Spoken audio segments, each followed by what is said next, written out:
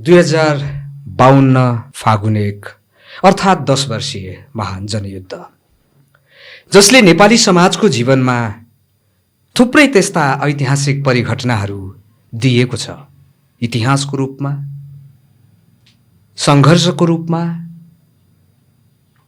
चेतना निर्माणको हकमा 10 वर्षे महान जनयुद्ध एउटा त्यस्तो परिघटना हो जो नेपाली समाजको सबै जीवनसँग ठोकिएको छ। आज हामी आउँछन् यादहरू पडकास्टमा जनयुद्धमा भएका त्यस्ता घटनाहरू मध्येको बिरलै घटना जो तपाईहरूले सुन्नुभएको छ। गाउँ छापामारमय बन्यो, सहर छापामारमय बन्यो, बस्तीहरूले छापामारहरूको कथा बोल्न थाल्यो। किसान, मजदुर, दलित, निमुखा, आदिवासी सबै छापामार बने। सबै छापामार बनिराख्दा एउटा तामाङ युवा जो स्कुलका कक्षाहरूमा थियो ऊ नेपाल आर्मीमा भर्ती भयो।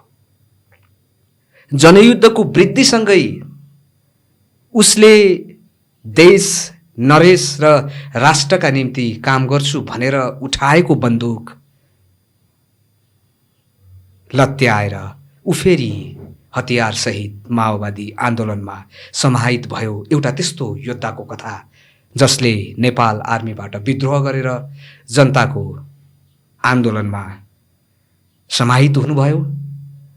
मकवानपुर जिल्ला राक्सिराङ गाउँपालिकाका हालका उपाध्यक्ष एवं साहित्यकार वनस्तम थिङ आज आउँछन् यादहरूको 8औं श्रृङ्खलाको पडकास्टमा हामीसँग हुनुहुन्छ। वनस्तम सर, यहाँलाई स्वागत छ। हस्, धन्यवाद, नमस्कार। सबैजना जनयुद्धको भुमरीमा दौडिराख्दा तपाईँलाई चाहिँ नेपाली सेना बन्नुपर्छ, सेनामा भर्ती हुनुपर्छ, सेना बनेर देशको सेवा गर्नुपर्छ भन्ने लागेर तपाईँ गर्नुभयो कि परिस्थिति त्यस्तो थियो?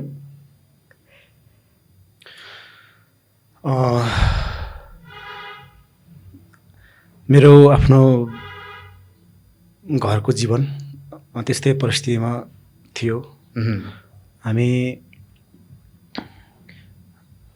अत्यन्तै गरिब नै भनौँ त्यति बेला। बाउले आमाले जागिर खानुपर्छ र यो गरिब जीवनबाट मुक्त हुनुपर्छ हामी भन्ने बाउ आमाको एउटा प्रेसर थियो। र छोरा भएको हिसाबले त्यो जिम्मेवारी सम्हाल्नुपर्छ भन्ने हिसाबले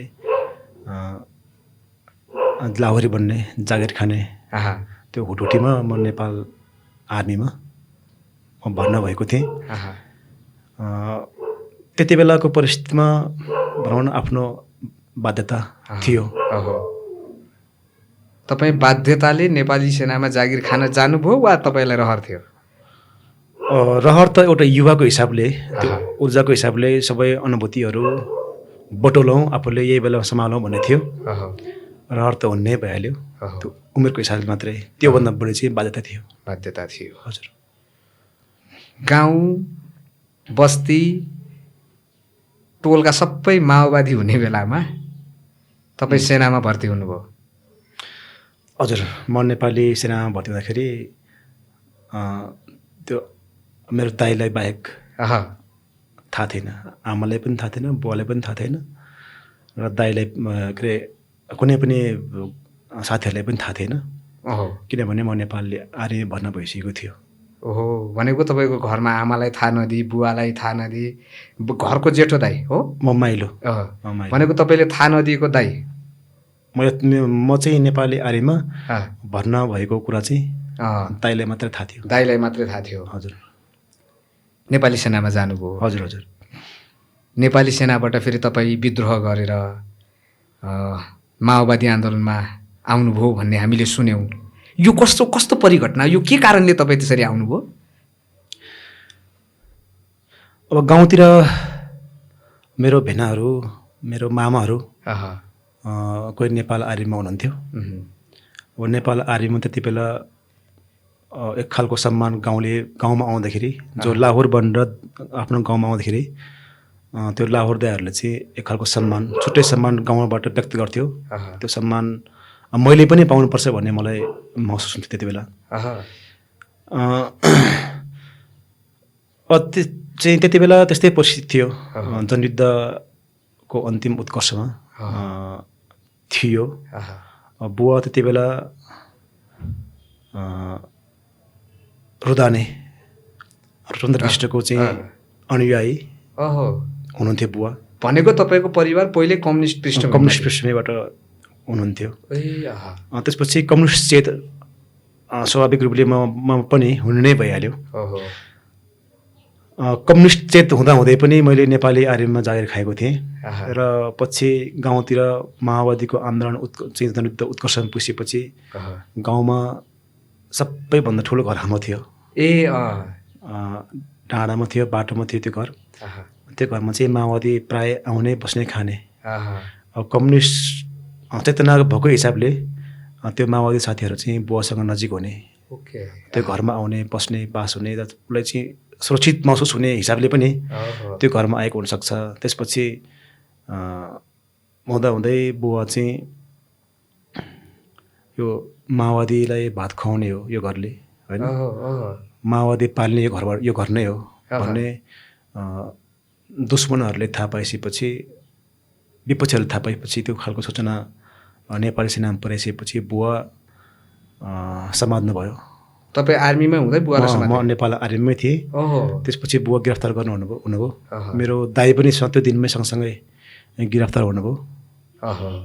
मेरो भेना हुनुहुन्थ्यो, भेना पनि सरकारी नोकरी नै हुनुहुन्थ्यो। भेनालाई पनि प्रेसर पर्यो त्यो कारणले। त्यति बेला भाइ सानो थियो, 9 कक्षामा पढ्दै थियो स्कुलमा मनरी। अनि लगभग जेठको 60 दशकतिर होला, जेठको 29 गतेको घटना जस्तो लाग्छ। 60 साल? हजुर। त्यति बेला बुवा दाइ सबै चाहिँ गिरफ्तारमा परेको खबर चाहिँ मलाई लगभग 15-20 दिनपछि म ब्यारेकमा हुँदाखेरि भाइले सेयर गर्न आयो।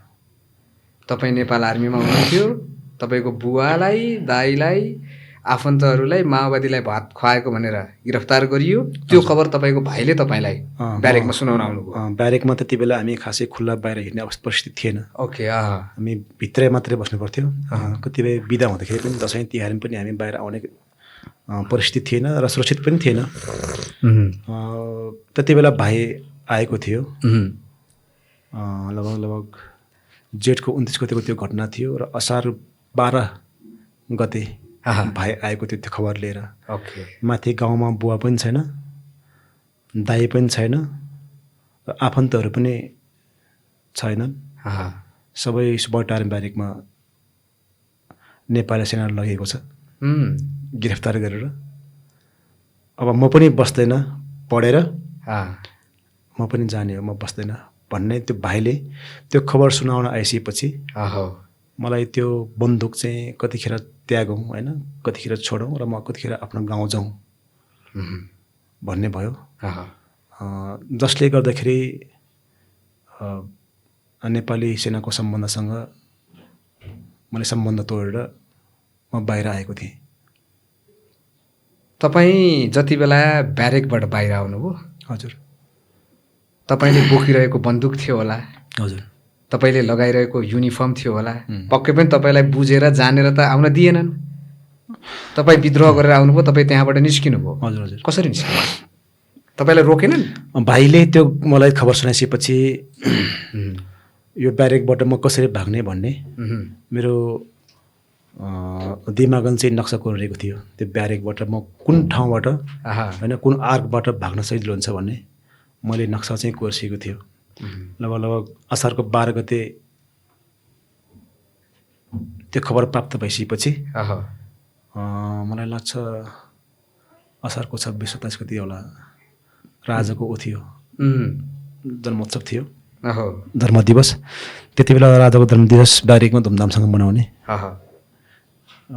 महिमा बिसरी गाएर राजाको जन्मदिन मनाउनु थियो। सबैजना चाहिँ जन्मदिन मनाउन गए र त्यति बेला चाहिँ मलाई भाग्नको लागि अनुकूल परिस्थिति बन्यो। यही मौका छोपेर मैले त्यति बेला म भागेको थियो, ब्यारेक तोडेर भनौँ न, ब्यारेक फोडेर। अनि पछि तपाईँलाई आर्मीले खोजेनन्? तपाईँ भागिसके पछाडि तपाईँसँग भएको हतियार वर्दी खोज्न आएनन्? वर्दीहरू त मैले त्यहाँ चाहिँ छोडेको थियो। वर्दीप्रति मलाई कुनै पनि मोह थिएन। वर्दी हतियार चाहिँ मैले आफूले प्रयोग गर्ने तन्नमा पोको पारेर होइन, हतियार चाहिँ मैले लिएर आएको थियो। 300 थान गोली र SLR।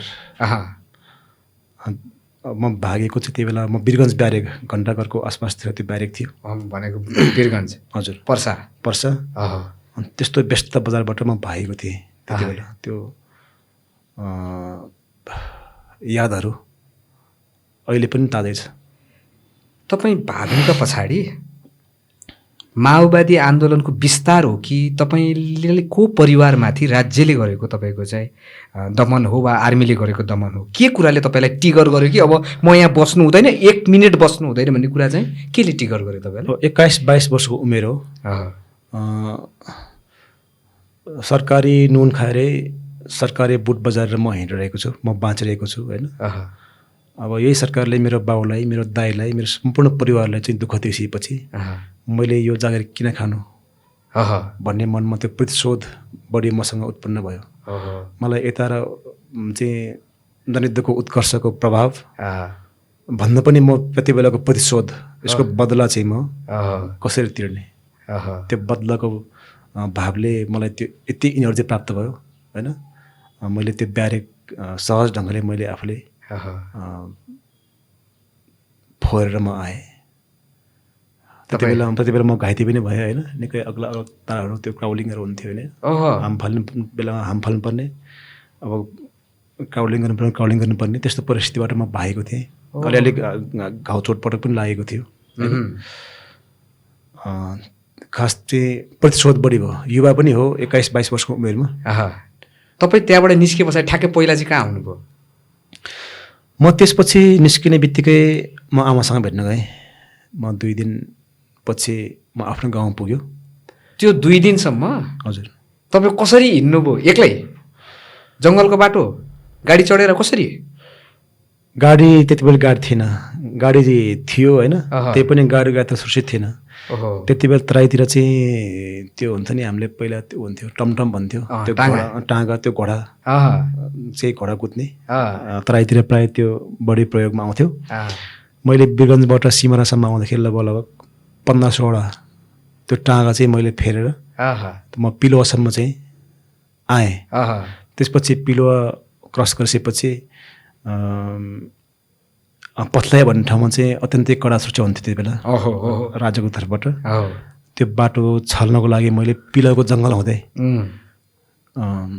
कमाने निस्किने गरी, जङ्गल कमाने निस्किने गरी म त्यसरी आएको थियो। रात हिँड्दै आएको। रातभरि एक्लै हिँड्नुभयो? म एक्लै हिँडेको। तन्नामा बेरिएको बन्दुक, हजुर, घर पुग्ने सपना, ब्यारेक छोडेको भए, हजुर, सबै बोकेर तपाईँ एक्लै हिँड्नुभयो? म एक्लै हिँडेँ। राति तर्साएन बाघ भालुले? म बाघसँग त्यति बेला त्यस्तो मलाई डर थिएन है। डर थिएन। म मात्रै कसरी घर पुगौँ होइन, मैले आमालाई कसरी भेटौँ, बाउलाई कसरी भेटौँ र त्यो भित्र भएको फ्यामिलीलाई मैले कसरी भेट्न सक्छु, त्यति मात्रै हो मलाई त्यति बेला मनमा लाग्यो। बाघ भालु कुनै उसँग मलाई केही पनि डर थिएन। तपाईँ आउनुभयो, आमालाई भेट्नुभयो? हजुर। के भन्नुभयो आमाले? म त्यति बेला आमासँग बोलिनँ। मन नलागेर नबोले कि बोल्न नसकेर? म गाउँमा जाँदाखेरि लगभग त्यो गाउँ नै अत्यन्तै पीडादायी परिस्थितिमा थियो। सबै निराश चाहिँ अवस्थामा समयमा थियो। मेरो त्यति बेला थुप्रै गाउँलेहरू नेपाल आर्मीले गिरफ्तार गरेर बाउसँगै दाइसँग लगेको रहेछ। गाउँका मान्छेहरू, गाउँका काकाहरू भेनाहरू सबैजनालाई माओवादीले भात खुवाएको चाहिँ आरोपमा नेपाली आर्मीले त्यो खालको चाहिँ गिरफ्तार दिएर पुरै गाउँ एकदम निराश अवस्थामा, चिन्ताजनक अवस्थामा थियो। पुरै गाउँ रहिरहेको थियो। मैले लगतै आइसकेपछि आमा मैले देख्यो बारीमा, असार साउनको महिना हो, बारीमा चाहिँ मकै कुट्दै थियो। आमा एक्लै रुँदै होइन। त्यसपछि म आमासँग बोल्न सकिनँ। अनि अन्तिममा म भोलिपल्ट आमाले एक वचन बोलेँ मैले, ल नरहेर बस्नु आमा, म बुवासँग भेट्छु, दाइसँग भेट्छु, म जान्छु भनेर चाहिँ म निस्किएको थियो हेटौँडा। बुवालाई भेट्नुभयो? बुवालाई मैले भेटेन। दाइलाई? दाइलाई पनि भेट्न। त्यति बेला तपाईँ त भागेर आउनु भएको थियो, आर्मीको जागिर छोडेर बुवाहरू आर्मीको कस्टडीमा हुन्थ्यो। म भागेर भेट्न जान सहज पनि थिएन होला? थिएन। मैले त्यति बेला आफूले सकेको चाहिँ मसँग त्यति बेला भएको ज्ञान भनेको नेता प्रयोग गर्ने, नेता प्रयोग गर्ने र नेता प्रयोग गरेर मेरो बाउ र दाइले चाहिँ निकाल्ने, मेरो गाउँलेहरूलाई निकाल्ने, ब्यारेकबाट बाहिर निकाल्ने भन्ने मात्रै थियो। त्यति बेला नेता हो भनेपछि ठुलो पावरको नेता नेपाली काङ्ग्रेस नेताहरू थियो होइन, नेकपा एमालेको नेताहरू, उहाँहरूको सिपाही चाहिँ आर्मीले मान्छ अरे भन्ने थियो होइन। अनि म त्यही भएर त्यसपछि म नेकपा एमालेको नेताको घरमा पार्टी कार्यालयमा र नेपाली काङ्ग्रेसको नेताको पार्टी कार्यालयमा गएँ, आफ्नो बिन्ती पुकार राखेँ, अनुरोध गरेँ। मेरो बुवा, मेरो दाइ, मेरो गाउँसँगै चाहिँ नेपाली आर्मीमा गिरफ्तार परेर यस्तो दुःख दिइरहेको छ, पाइरहेको छ, प्लिज तपाईँले बचाउनुहोस्। उहाँहरू माओवादी होइन, उहाँहरू माओवादी होइन, माओवादीले भात खाएको आरोपमा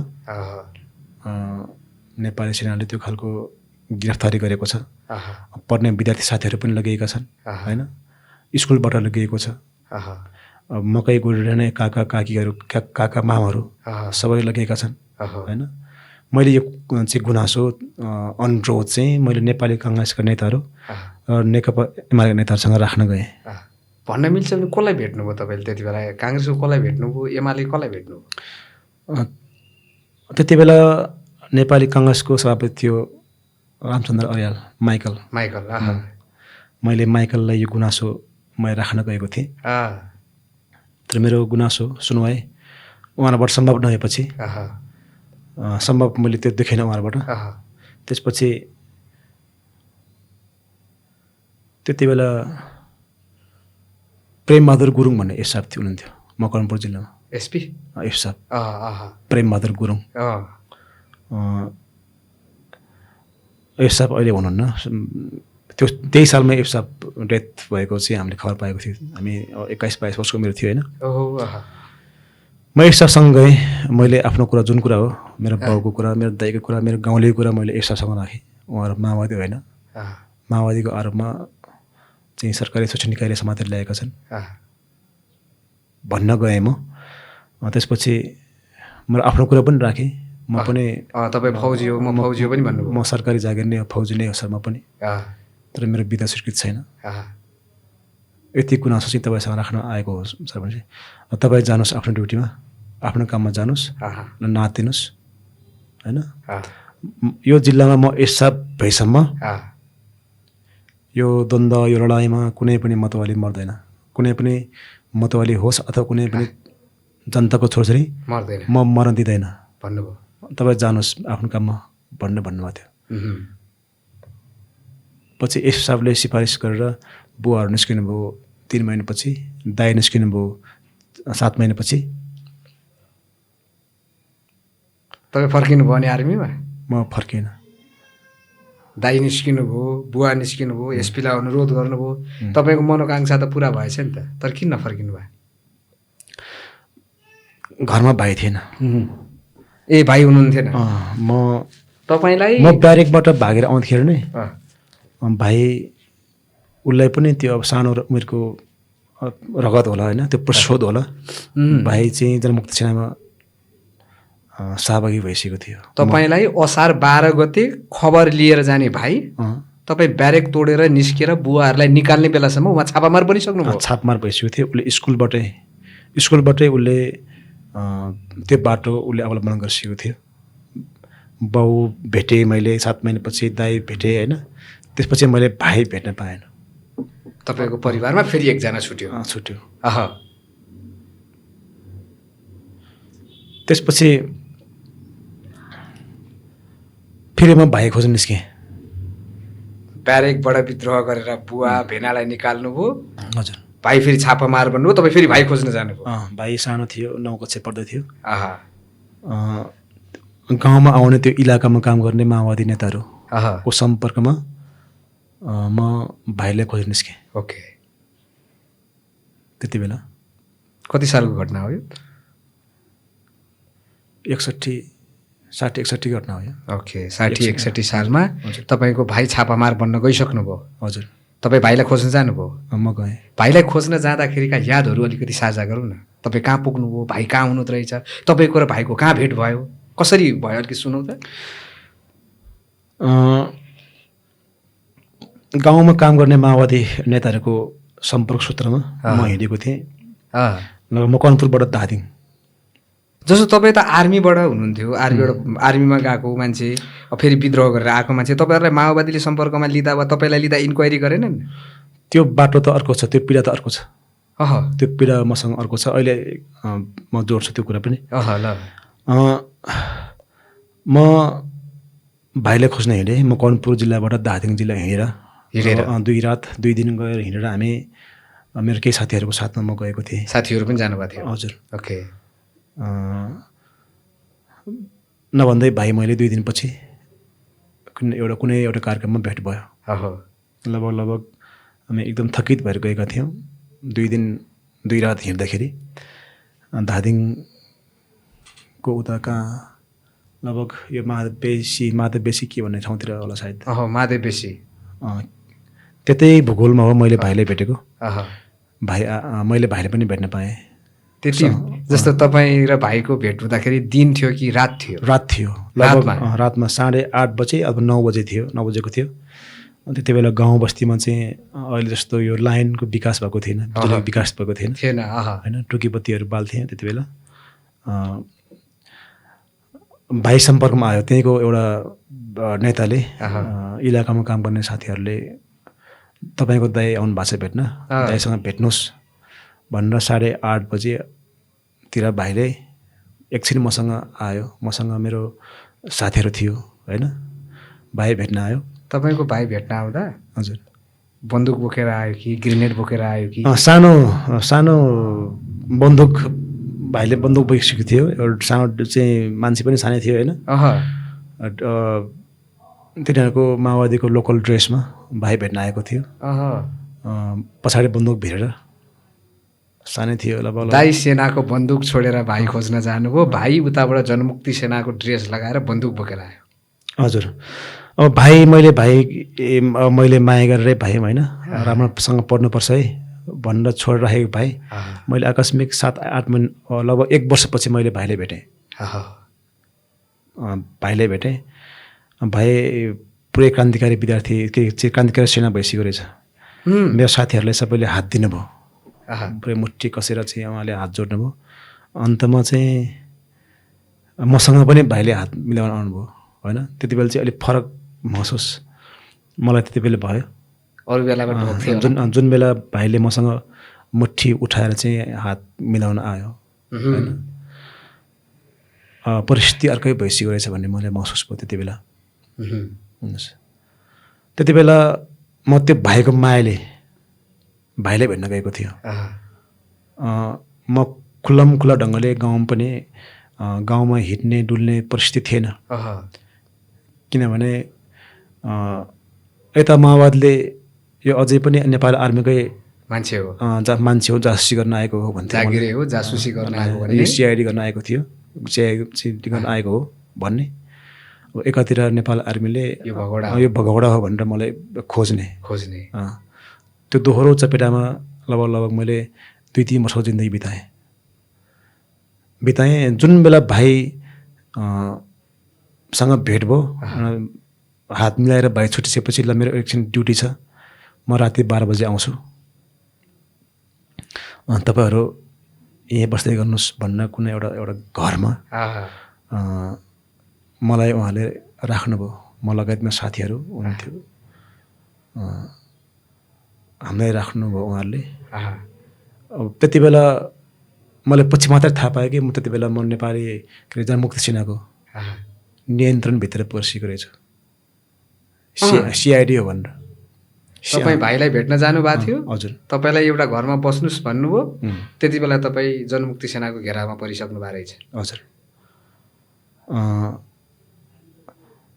पछि जनमुक्ति सेनाको नेता कमान्डरहरू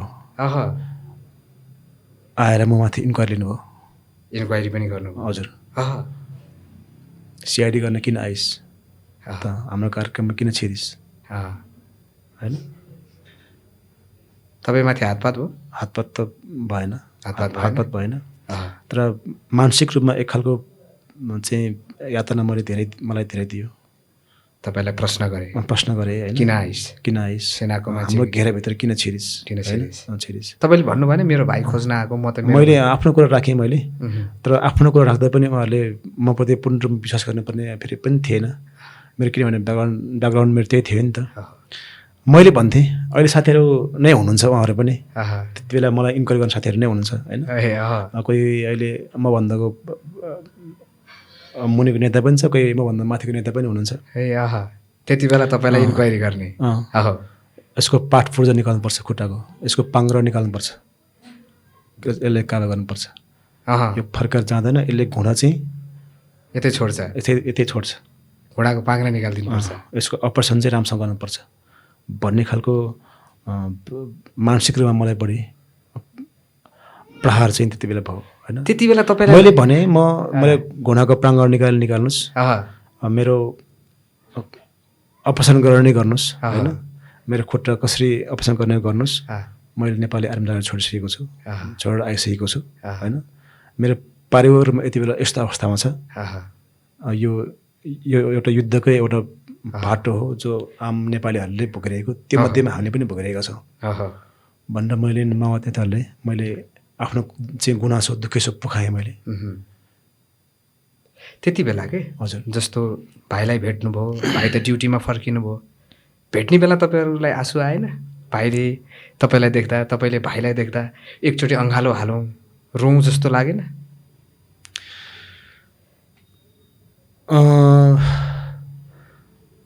जुन घरबाट म जुन ढङ्गले सिकेको नै बाँच्ने हो भन्ने कुराले मलाई बढी छुन्थ्यो होइन। त्यति बेला अब भाइको कार्यक्रम सकेर मैले जब चाहिँ त्यति बेला भाइहरूको कार्यक्रम लगभग 1 हप्ताको कार्यक्रम थियो, त्यति बेला माओवादी कार्यक्रम धादिङ जिल्लामा, त्यो 1 हप्तासम्म पनि मलाई त्यहाँ राख्यो। तपाईँलाई छोडेनन्? उहाँहरूले हाम्रो कार्यक्रम नसकेसम्म बरु मलाई उल्टै उहाँहरूसँगै जाउँ भन्ने कुरा पनि भयो होइन। त्यति बेला मेरो आमा बिरामी हुनुहुन्थ्यो। अब म जान सक्ने अवस्थामा थिइनँ घरबाट।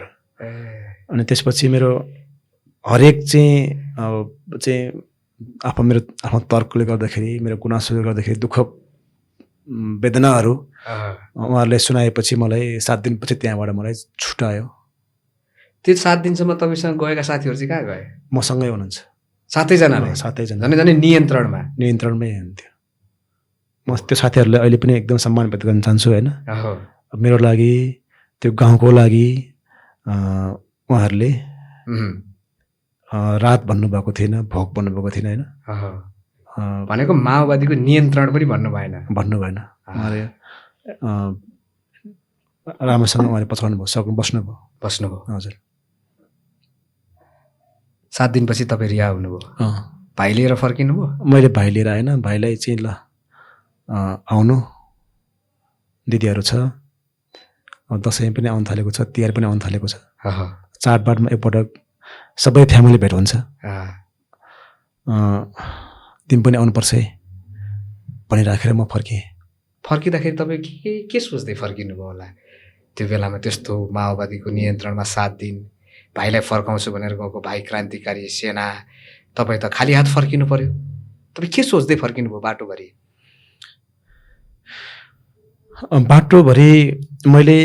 बाटोभरिमा आउँदाखेरि म एउटै मात्रै पुकार गर्थेँ, किनभने मम्मी बुवा दाइ होइन मसँगै घरमै हुनुहुन्थ्यो र भाइ थिएन कि भाइ कुनै पनि अवस्थामा कुनै पनि ठाउँमा घाइते नहोस्, युद्धमा शहीद नहोस्, एउटा दाइको हिसाबले मैले त्यही पुकार्थेँ। त्यति बेलाको चेतनामा मैले जे पुकार्थ्यो, जसलाई सम्झेर पुकार्थ्यो, भाइ मरेको खबर नहोस्, सुन्न नपरोस्, घाइते भएको खबर सुन्न नपरोस्। म त्यो बाटोभरि त्यही पुकार्दै म घरसम्म पुगेँ र सकुशल चाहिँ भाइ छ भनेर चाहिँ यो खबर मैले आमालाई, बुवालाई सबै दाजुभाइहरूलाई गाउँलेहरूलाई सुनाउन पाएदेखि खुसी मिल्छ। त्यो खबर मैले कहिले सुनाउनु पाऊँ भन्ने हिसाबले म त्यो बाटो मैले 2 दिनको बाटो 2 रातको बाटो मैले पार गरेर आएँ। तपाईँले अघि भन्दै गरेको भाइ भेट्न जानुभयो, बुवालाई छुटाउनु भयो, तर तपाईँसँग त्यति बेला नेपाली सेनाबाट ल्याएको हतियार त तपाईँले बुझाउनु भएको थिएन। हजुर, त्यो हतियारले चाहिँ तपाईँलाई पोलेन? मलाई मार्छन् होला, त्यो हतियार मैले लिएर आएको छु, मलाई गोली हान्छन् होला भन्ने लागेन? मलाई चाहिँ त्यो लागेन। हेर्नुहोस्, त्यो कसैले मार्ला भन्ने होइन, यो मृत्युसँग त मलाई डर पहिले पनि थिएन होइन। मलाई लाग्छ मलाई अहिले पनि छैन मृत्युसँगको डर होइन। मलाई एक मात्रै त्यो हतियार मेरो बरु चाहिँ त्यसले मलाई चाहिँ सुरक्षा दिन्थ्यो। मसँग यो हतियार छ, आवश्यक पर्दाखेरि होइन, मेरो बाउलाई, मेरो दाइलाई होइन, मेरो गाउँलेहरूलाई ब्यारेक पुर्याउने,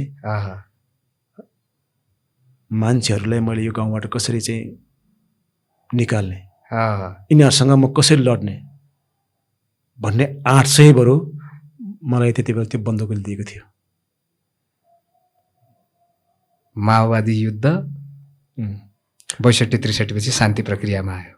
हजुर, हतियार त्योभन्दा अगाडि नै राज्यलाई बुझाउनु भयो कि अहिले पनि तपाईँसँगै छ? मसँग छैन हतियार। मैले बुझाएँ, राज्यले नै बुझाएँ। ओहो, राज्यलाई बुझाएँ। लगभग 1-2 वर्ष त्यो हतियार मेरो लागि ठुकै चाहिँ निकै ठुलो साथी बन्यो त्यो गाउँमा। अब म अघि पनि भनिहालेँ मैले, म प्रतिशोधले म ब्यारेकबाट भागे मान्छे हो। त्यो हतियार मैले माओवादीले पनि बुझाएन, नेपाली आर्मीले पनि बुझाएन होइन। गाउँको केटाहरू थियो, सबै फौजी हुने लागेका केटाहरू थिए। माओवादी पनि देखेको, नेपाली आर्मी पनि देखेको युवाहरू, म जस्तै यङ युवाहरू थियो। म अब आफ्नै स्वतन्त्र आउने, अब माओवादी आउँदैन भाग्नुपर्ने, नेपाली आर्मी आउँदाखेरि भाग्नुपर्ने, र त्यो दुइटै नआउँदाखेरि चाहिँ त्यसको राज्य चाहिँ मसँग हुन्थ्यो त्यो गाउँको त्यति बेला। भनेको आर्मीको सत्ता, माओवादीको सत्ता खाली हुँदा तपाईँको सत्ता? मेरो सत्ता। त्यहाँ त्यस्तो दिमाग कहाँबाट आयो? त्यही त मैले भन्ने प्रतिशोध। पञ्चायतीहरू चाहिँ त्यति बेलाका जनप्रतिनिधिहरू भनेको त्यति बेला तपाईँको बुवालाई गिरफ्तार गराउने, दाइलाई सूचना दिने, माओवादीले भात खुवाउने सूचना दिने मान्छेहरू मलाई लगभग थाहा भइसकेको थियो। यिनीहरूले यो गाउँबाट कसरी निकाल्ने, त्यो मैले प्रतिशोधको ज्वाला चाहिँ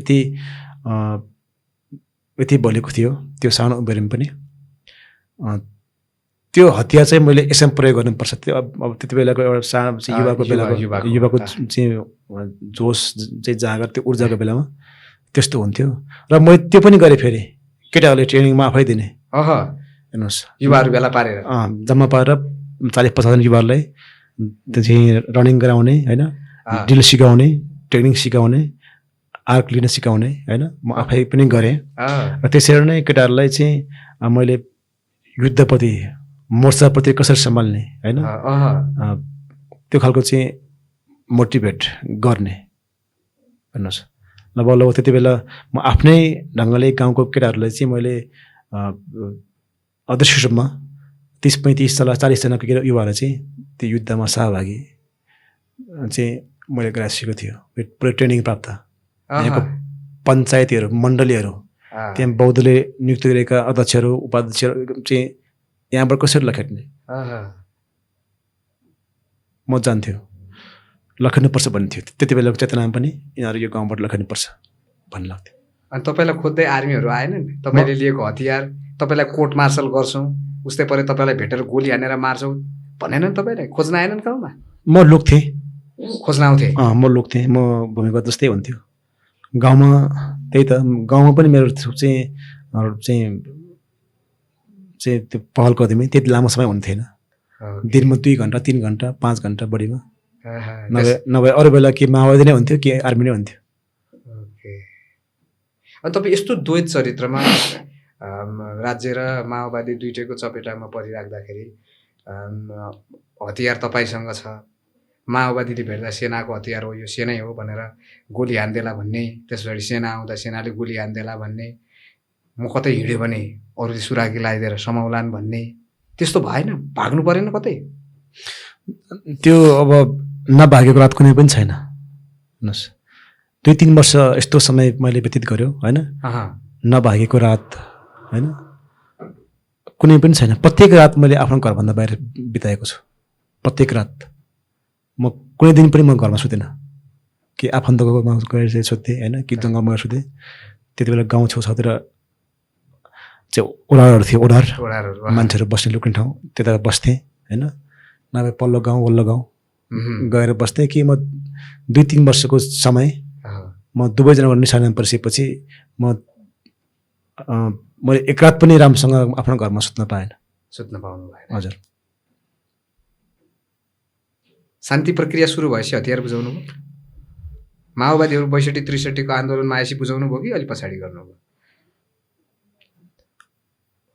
शान्ति प्रक्रियाको सुरुवाती चरणमा लगभग यो 62-63 साल हुनुपर्छ। एउटा सर आउनुभएको थियो मनहरी इलाका प्रहरी कार्यालयमा। प्रहरी इन्सपेक्टर। अब वनस्थलसँग हतियार छ भन्ने हल्ला भइसकेको थियो आम रूपमा। योसँग हतियार छ, यसले आफ्नै राज्यमाथि खडा गरेको छ भन्ने हल्ला भइसकेको थियो। र त्यो हल्ला पछि प्रहरले मात्रै चाहिँ सूक्ष्म ढङ्गले निगरानी गरिरहेको थियो। पछि मैले त्यो हतियार बुझाइदिएँ। कसलाई बुझाउनु भयो? त्यति बेला मनहरी इलाका प्रहरी कार्यालयमा प्रकाश राणभट्ट भन्ने सर आउनुभएको थियो, इन्सपेक्टर साहब। बुझाउनुहोस् राज्यको हतियार, तपाईँलाई बरु हामीले के गर्नुपर्छ होइन, कस्तो वातावरण बनाउनुपर्छ, बरु म बनाउँछु। उहाँले त्यस्तो चाहिँ वचन दिनु भइसकेपछि मैले ह्युमन राइट्सको साथीहरूको चाहिँ रहोबरमा सहायतामा मैले त्यो हतियार चाहिँ प्रकाश राणभट्ट सरलाई मैले बुझाएको थिएँ। त्यति बेला मेरो जीवनमा अहिले पनि म उहाँलाई धेरै मिस गर्छु, प्रकाश राणभट्ट सरलाई। अहिले उहाँ कहाँ हुन्छ मलाई थाहा भएन। उहाँले मेरो जीवनमा निकै सकारात्मक बाटोहरू उहाँले देखाएर जानुभएको छ। सो म सरलाई म धेरै मिस गर्छु। म अहिले जहाँ छु एकदम सुरक्षित छु, उहाँकै कारणले पनि हो। ह्युमन राइट्सलाई राखेर वा मानवाधिकारवादीहरूलाई राखेर तपाईँले हतियार बुझाउँदै गर्दा हजुर आर्मीको प्रतिक्रिया केही आयो? त्यति बेला केही पनि आएन। त्यति बेला आएन। त्यसरी आर्मी छोडेर माओवादीमा गएको, भाइ लिन गएको वनस्तमथिङ खाली हात फर्केर आफूसँग भएको हतियारले युवाहरूलाई तालिम दिएर झन्डै छुट्टै छापामार दस्ता बनाएर वा अनसिन आफ्नो चाहिँ सेना बनाएर राक्सिराङमा काम गरिरहेको वनस्तमथिङलाई चाहिँ पछिल्लो समय माओवादी विचारले कसरी आकर्षित गर्यो? किनभने त्यति बेलासम्म तपाईँ हतियार बुझाउने बेलासम्म माओवादी भइसक्नु भएको थियो। म प्रथमतः म नेपाल आर्मीमा त्यति बेला सहायक सेनामा जागिर खानुभन्दा अगाडि नै माओवादीहरूसँग उठबस सङ्गत त मेरो भइसकेकै थियो। अब किनभने त्यति बेला पनि मेरो घरमा माओवादी आउँथ्यो, आमाले भात पकाएर खुवाउनै पर्थ्यो होइन। हामी पनि विद्यार्थी सङ्गठनमा आबद्ध हुनुपर्छ भन्ने चाहिँ त्यो खालको सल्लाह सुझावहरू उहाँहरूको हामी सुनेकै थियौँ। माओवादीसँग त्यो माओवादी चेतना म आर्मी हुनुभन्दा अगाडि पनि थियो। माओवादीले जनताको बारेमा बोल्छ होइन, गरिब किसानको बारेमा बोल्छ, यो गरिब किसान मजदुरहरूको साथी हो हामी भनेर उहाँले भन्थ्यो होइन। त्यो कुराहरूले मलाई पनि प्रभावित परेको थियो त्यति बेला पनि। मैले अघि भन्नु नि जागिर चाहिँ मेरो बाध्य थियो, गरिबीको कारणले नथोरै चाहिँ मेरो परिवारमाथि उठ्छ भन्ने मात्रै हो। त्यो कारणले मात्रै मैले जागिर खाएको। तर मेरो चेतना, मेरो चाहिँ दृष्टिकोण निर्माण चाहिँ मेरो घरबाटै कम्युनिस्ट पृष्ठभूमि मेरो बुवा पनि हुनुभएको हुनाले म भित्र विकास भइसकेको थियो। तपाईँ आर्मीमा रहँदा चाहिँ तपाईँ माओवादीसँगको दोहोरो भिडन्तमा एम्बुसमा लडाइँमा कतै पर्नुभयो? म परेन, म बरु घाइतेहरूको लागि चाहिँ उपचार गर्ने होइन कामहरूमा भएँ। म नेपाली आर्मी हुँदाखेरि पनि मेरो ट्रेनिङ चाहिँ अब्बल थियो। मेरो ट्रेनिङ अब्बल थियो। म गुरुजीकै रूपमा काम गर्न पाउँथेँ भित्र, ट्रेनिङ सिकाउने। ओके, त्यसले गर्दाखेरि म बाहिर जानुपर्ने परिस्थिति थिएन। ओके ओके ओके, भनेको तपाईँ लडाइँमा पर्नु। म छोटो समयमा राम्रो ट्रेनर थियो नेपाली आर्मी। ओके, तपाईँ त अहिले अब त्यति बेलाको तत्कालीन माओवादीबाट अहिले नेपाली कम्युनिस्ट पार्टीबाट गाउँपालिकाको उपाध्यक्ष पनि लड्नुभयो, चुनाव जित्नु पनि भयो। हजुर, जनताले जिताए पनि। हजुर, फर्केर हेर्दा त्यो जागिर खाँदै गरेको, सेनामा जागिर खाँदै गरेको वनस्तम थिङ, माओवादी जनयुद्ध र सेनाको दोहोरो, तपाईँको चाहिँ पीडामा परेको वनस्तम थिङ, हतियार बुझाइसके पछाडिको वनस्तम थिङ र अहिले चुनाव जितिसकेको वनस्तम थिङ बिच चाहिँ के अन्तर पाउनुहुन्छ? के अन्तर छ? म आफैले पनि यो जति यो अनुभूतिका घटकहरू छन् मेरो जीवनभरिका होइन, यो अनेक अनेक रङका, अनेक अनेक वासनाका होइन, यसले मेरो जिन्दगीले सुन्दर बनाएको छ। ओके, मलाई त्यस्तो लाग्छ। जिन्दगी त सबैको छ होइन, यो जिन्दगी त एउटा कोरा कागज, सफा कागज जस्तो हो। तर कुन क्यानभासले भर्ने, कुन रङले भर्ने होइन, मान्छेको जीवनलाई कुन सुगन्धले चाहिँ त्यसलाई चाहिँ पछ्याउने भन्ने कुरा हो। मैले सुखद पक्षहरू, दुःखद पक्षहरू, सङ्घर्षका कथाहरू होइन, मेरो जीवनभरका अनेक अनेक पार्टमा म आफूले पनि पाउँछु। मेरो एउटै पार्टमा, एउटै अनुभूतिमा होइन मेरो जीवन छैन। मेरो फरक फरक खालको परिचय, फरक फरक खालको अनुभूति र फरक फरक खालको जीवन भोगाइहरू मैले बटुलेको छु। त्यो अनुभूतिहरू मैले सङ्घालेको छु, बटुलेको छु। मैले अघि पनि भने नि, मान्छेको जीवनमा कुन रङ उपयुक्त हुन्छ होइन, फरक नै लाग्छ मेरो आफैले पनि जिन्दगी। कहिलेकाहीँ 58-59 सेनामा भर्ती भएको वनस्तम जस्तो, हजुर, कहिलेकाहीँ त्यहाँबाट विद्रोह गरेर निस्केको बागी जस्तो हजुर, हो, हजुर, कहिलेकाहीँ भाइ खोज्न हिँडेको एउटा निर्दोष वनस्तम जस्तो, फेरि भाइ खोजेर फर्के पछाडि आफैले दस्ता खोलेर एउटा चाहिँ कमान्डर बनेको जस्तो, हजुर, हजुर, अहिले चुनाव जितेर जनप्रतिनिधि भएको जस्तो पनि अनुभूति हुन्छ। म अझै पनि मान्छेको जिन्दगी लक्ष्य प्राप्त गर्न कसरी अगाडि बढ्ने भन्ने कुरामा होइन, यो जीवनलाई कतिको स्थिर बनाउने भन्ने कुरा अब होइन, जीवनलाई चलायमान बनाउने कुरामा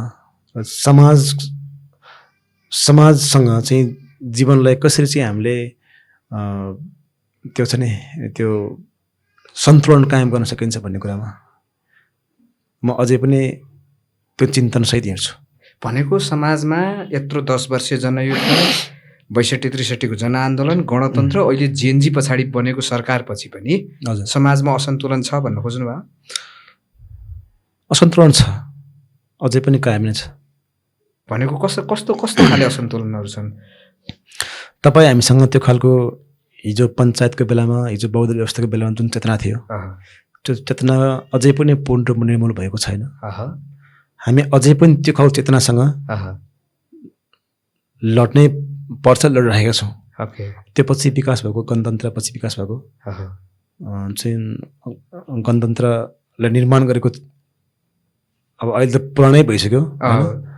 त्योभन्दा पछि अर्को आन्दोलन भइसकेपछि त्यो गणतन्त्रको सँगसँगै निर्माण भएको चेतनासँग पनि हामीले लड्नु छ होइन। तपाईँ हामीले बोलेको कुराहरू, जो जनताले माओवादीसँग राखेको अपेक्षाहरू, सपनाहरू, हामीले जुन बाँडेको सपनाहरू होइन, कति पुरा भए, कति अधुरा छन् होइन। यो पाटोमा पनि हामी लड्नै पर्छ, लडिरहेका छौँ। एउटा कुरा सोधौँ? हजुर। तपाईँ समाजमा अझै अन्तरहरू छ, हजुर समाजमा सङ्घर्षका बाँकी सभ्यतासँग जोडिएका विषयहरू, संस्कृतिसँग जोडिएका विषयहरू, जातिसँग जोडिएका विषयहरू बाँकी छन् भनिराख्नु भएको छ। फेरि म तपाईँलाई घुमाएर त्यही छापामार भाइ बाटोमा लान्छु। कहाँ हुनुहुन्छ? छापामार भाइ कहाँ हुनुहुन्छ अहिले? छापमार भाइ छापमारकै अवस्थामा छन्। त्यस्तो परिवर्तन केही भएको छैन। बन्दुक छ? बन्दुक छैन। कम्ब्याट छ? छैन। हिजो जनयुद्धको सपना बोक्या झोला छ? छैन। कसरी उस्तै हो त?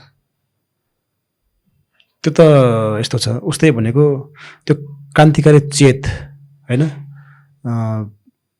जुन जीवन अवस्थामा हामी थियौँ होइन, मैले भन्नु खोजेको मतलब त्योभन्दा विकास, त्योभन्दा अलग, त्योभन्दा परिवर्तन हामी भएन। हामी क्रान्तिकारी हुनलाई बन्दुक नै चाहिन्छ भन्ने पनि होइन होइन, युद्ध लड्नुपर्छ भन्ने छैन नि त। चेतना पनि मान्छेको एउटा हतियार हो, हामी लड्न सक्छौँ होइन। हामी अझै पनि त्यो कमब्याक नै हुनुपर्ने, हिजो हामीले के बन्दुक हुनुपर्ने। मैले भन्न खोजेको के थियो भने हिजोको युद्धको बाटोहरू नै हामी हिँड्नुपर्ने भन्ने कुराले पनि तपाईँलाई त्यो 61-62मा पछाडि टुवलर बोकेर दरो हात मिलाउन म जनमुक्ति सेना भए, तपाईँहरू बस्नुहोस् भन्ने भाइ जनमुक्ति सेनाकै अवस्थामा त हुनुहुन्न? छैन। हुनुहुन्न नि? माओवादी आन्दोलन पनि एक छैन? छैन। सपनाहरू त असरलै देखिन्छ बजारमा। माओवादी हुने भनेको अपराधी हुने जस्तो, माओवादी हुने भनेको होइन हिजोको लुटेरा हुने जस्तो, माओवादी हुने भनेको अपमानको जिन्दगी बाँच्नुपर्ने जस्तो आजको परिवेशमा छ। त्यो सबै माओवादीहरूले भोगिरहेका छन्। स्वयं तपाईँको परिवारले झेलेको, तपाईँले झेलेको, तपाईँको भाइले भोगेको, सिङ्गो नेपाली समाजले भोगेको एउटा त्यस्तो महान जनयुद्ध आज यो ठाउँमा आइपुग्दाखेरि समीक्षा गर्नुपर्छ होला, माओवादी आन्दोलनलाई एक बनाउन एउटा नयाँ बाटो चाहिन्छ होला भन्ने बारेमा तपाईँहरू के सोचिरहनु भएको छ? किनभने तपाईँहरू त जनप्रतिनिधि पनि हुनुहुन्छ नि त। जनप्रतिनिधिको जिम्मेवारी भूमिका म एक ठाउँबाट एक ढङ्गले म निभाउँछु होइन। यो समाज चाहिँ को बारेमा सोच्दाखेरि म अर्कै ढङ्गले चिन्तन गर्छु, वर्णन गर्छु होइन। हिजोको आन्दोलनको एकरूपता त्यो सबैजनाले खोज्न आवश्यक छ होइन। हिजोको अवस्थामा तपाईँ हामी जो कोही खोज्यो भने पनि हामीले पाउन चाहिँ सक्दैनौँ होइन।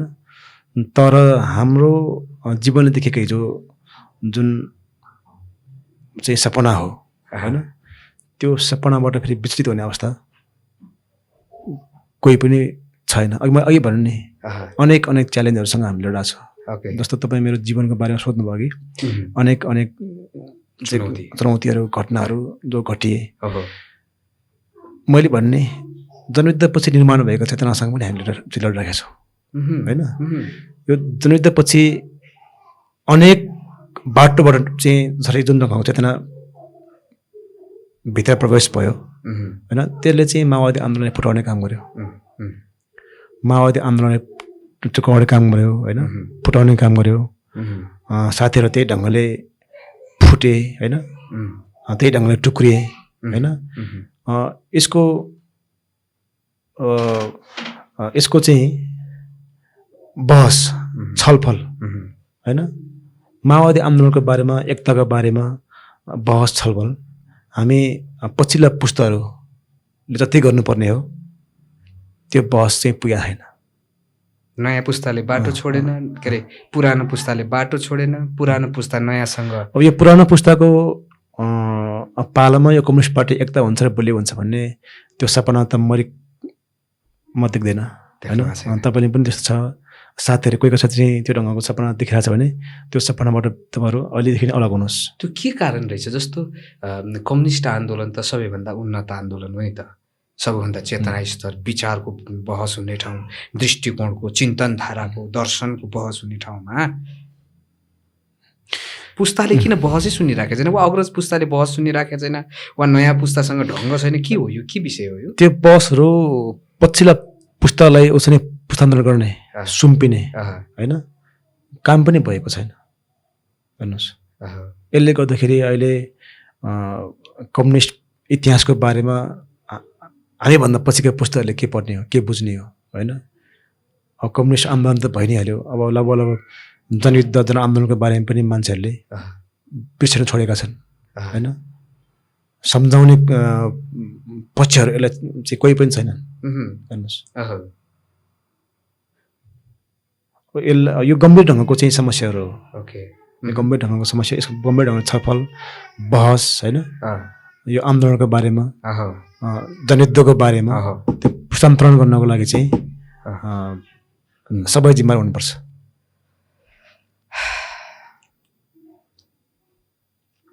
सङ्घर्ष, आन्दोलन, सेना, छापामार, माओवादी जनप्रतिनिधि बन्दै गर्दा तपाईँ यहाँसम्म आइपुग्नुभयो। यहाँसम्म आइपुगेर नेपालको राजनीतिको पछिल्लो आयामहरूका बारेमा हेर्दै गर्दा तमाम खाले प्रश्नहरू देखिन्छन्। कम्युनिस्ट आन्दोलनमा तपाईँले भने जस्तो झन् डरलाग्दा प्रश्नहरू पनि छन्, त्यो हामीले नजिकबाट पनि हेरिराखेका छौँ। तपाईँ हुँदाहुँदै साहित्यकार पनि हुनुभयो। मनस्तम थिङ भनेपछि रेडियोमा गजल आउने होइन, साहित्यिक मञ्चहरूमा चर्चा परिचर्चा पनि हुने, त्यो यात्रा चाहिँ कसरी सुरु हो? म त्यस्तो अब्बल खालको लेख्ने मान्छे त म होइन, साहित्यकार पनि होइन, तर व्यापक पारकै चाहिँ हो। म मिठो सुन्छु, लेख्ने साथीहरूको कविता म मिठो सुन्छु होइन, म मिठो गरी पढ्छु। साहित्य गाउँको जुन भित्री तह छ, समाजको जुन भित्री तह छ होइन, सायद त्यही हो। म त्यो तहसम्म पुग्छु भन्ने लाग्छ। म अरू त्यो ठुलो चाहिँ अरू मलाई केही पनि थाहा छैन। गाउँको कुराहरू होइन, गाउँको जीवनसँग म राम्रोसँग बुझेको मान्छे हो होइन, गाउँको जीवन र अनुभूतिसँग म राम्रोसँग बाँचेको मान्छे हो। म साहित्य त त्यसो केही पनि। कम्युनिटीबाट बिलङ पनि गर्नुहुन्छ। हजुर। तपाईँ आफै तामाङ पनि हो। तपाईँ जागिरमा जाने बेलामा, किनभने तामाङलाई त सेनामा पिपा मात्रै बनाइन्थ्यो, उनीहरूलाई भात पकाउने सम्मको जिम्मेवारी दिइन्थ्यो। तपाईँ सेनामा प्रवेश गर्दा चाहिँ तपाईँलाई सिधै तपाईँको चाहिँ आर्टिलरीमा, इन्फेन्ट्रीमा वा सेनाको लड्ने ठाउँमा राखे?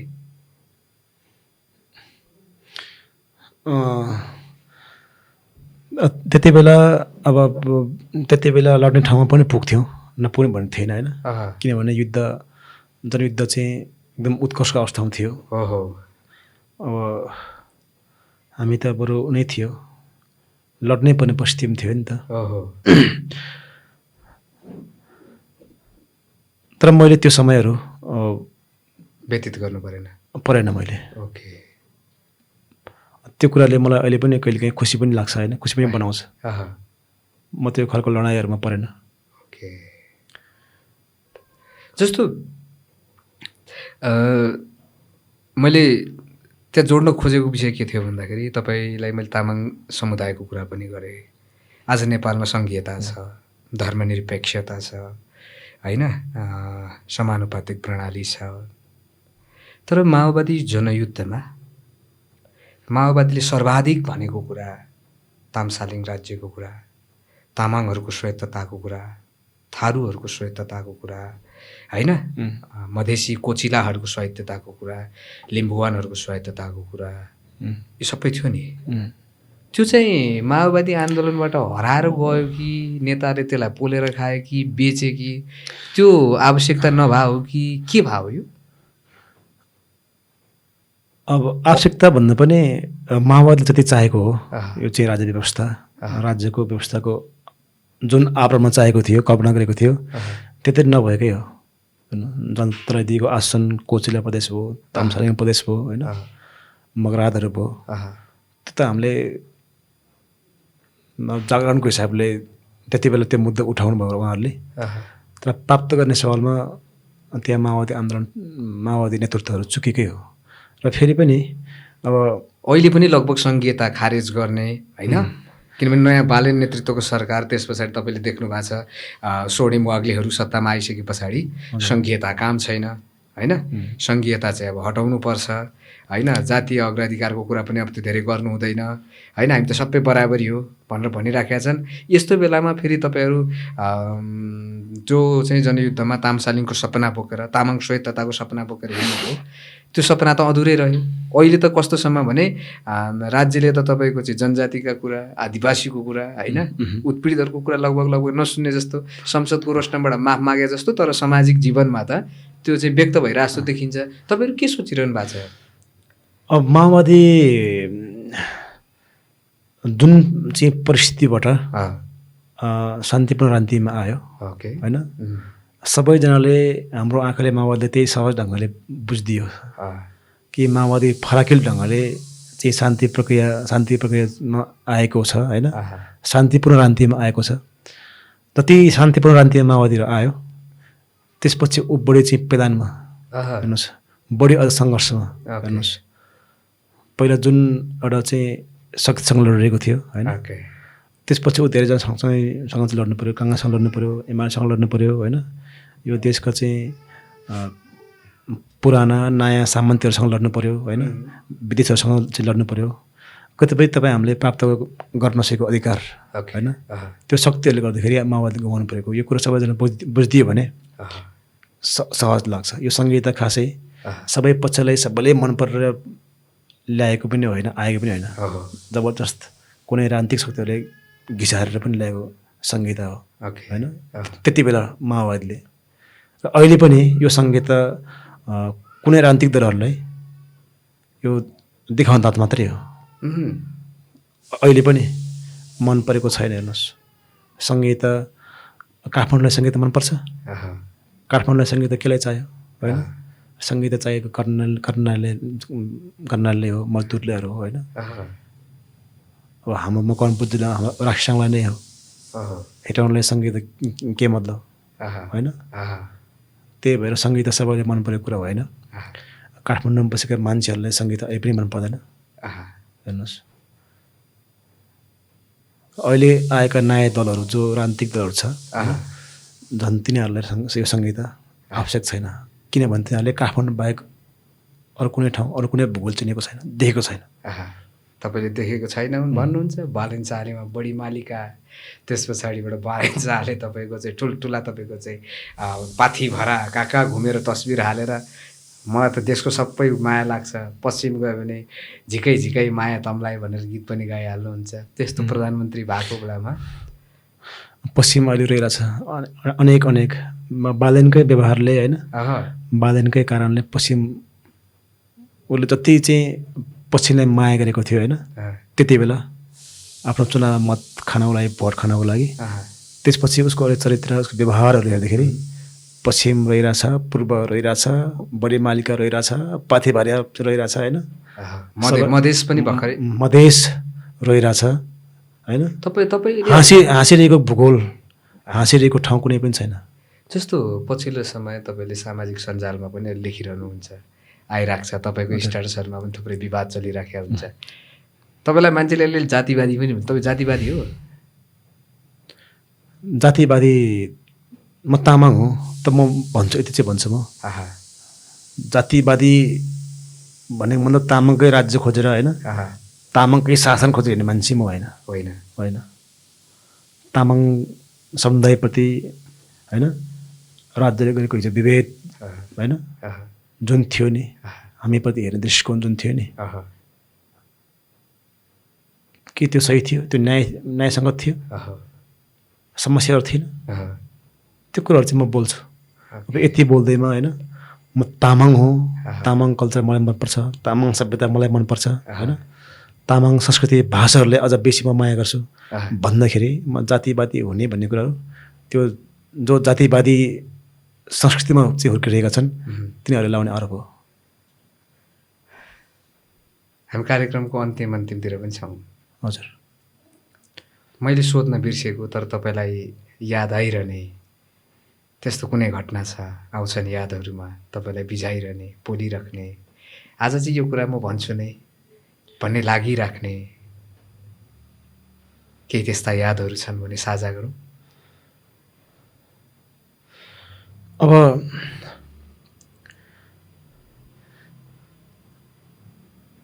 जीवनमा धेरै खालका अनुभूतिहरू आफूले ग्रहण गर्न पाइयो होइन।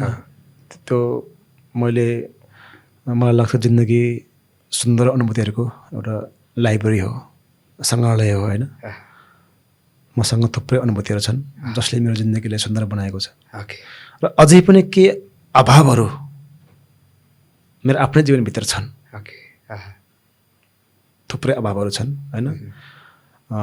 यो अभाव पूर्ति गर्नको लागि अझै पनि हामीले सङ्घर्ष गर्न आवश्यक नै छ। सङ्घर्ष गर्न पुगेको छैन होइन। हामीले बाँचिरहेको समाजमा जुन कल्पना गरेर बाँचिरहेको छ त्यो समाजको चरित्र निर्माण गर्नको लागि तपाईँ हाम्रो भूमिका अझै पनि पुगेको छैन होइन। सबै थोक पुगेको छ, सबै थोक भएको छ भनेर साथीहरू हिँडिरहेका छन्। धेरै थोक छुटिएको छ अझै पनि मबाट हेर्नुहोस् होइन। अब यो चाहिँ अलिक इटी गरिहाल्नु होला होइन। अब आर्मीबाट आइसकेपछि जुन भागेर आइसकेपछि होइन गाउँको चाहिँ सोल्टिनीहरू होइन अब तन्नेरीहरूले हेर्ने दृष्टिकोण पनि त्यति बेला समस्या थियो हेर्नुहोस्। नामर्द यो भागेर आएको पाकेको जागिर पाएको जागिर छोडेर आउने डरछिर हो। यसलाई त को आउँछ, यसलाई स्वास्नी पनि आउँदैन अब होइन। त्यति बेला त्यो गाउँ सिङ्गो गाउँबाट गर्ने अपमान थियो।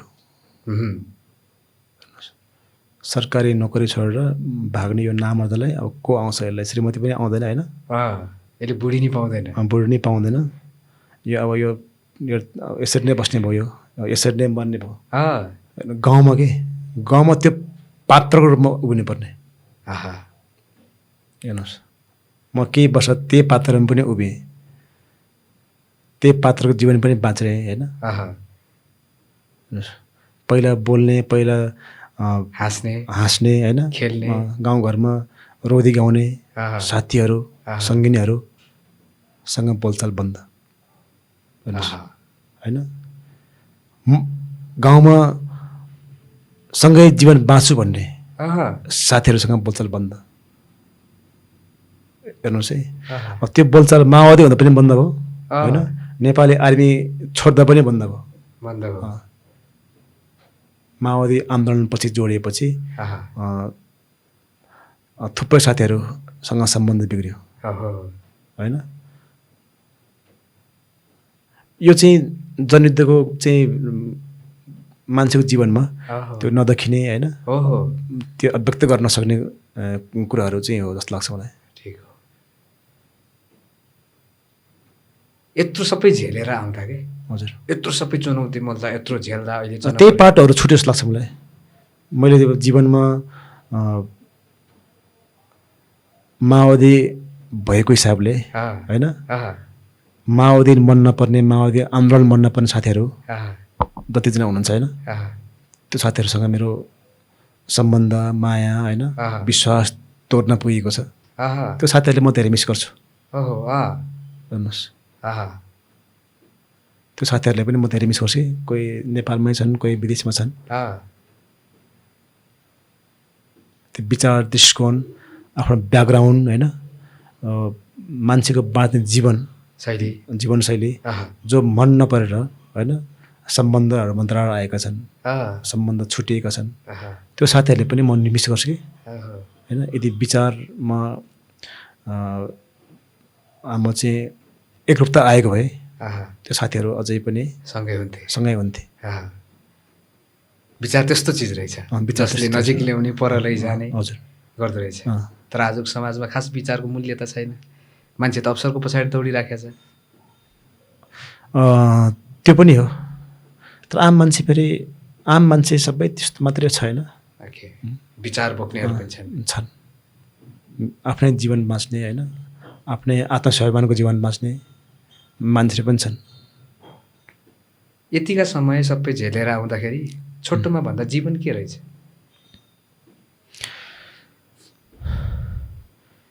जीवन मैले अघिमै भने होइन, जीवन खास केही पनि होइन।